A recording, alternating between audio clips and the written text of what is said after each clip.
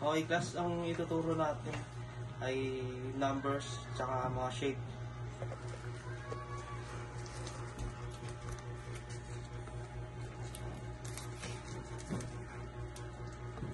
Okay, ang ituturo ko sa inyo ngayon ay numbers and shapes. 1 plus 2, 34 equals 6, 1, 3. Class, ang subject natin ngayon ay math at numbering at shape. 1 plus 1, 2. 2 plus 2, 4.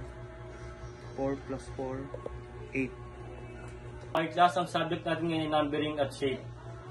Ano to? Bilog? Correct. 2 plus 2. Plus 2. 4. Correct. Very good.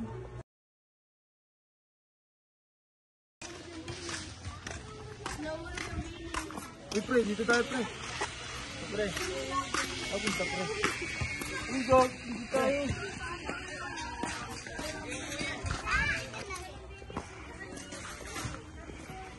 Ganyan lang pre. Ako na din ah.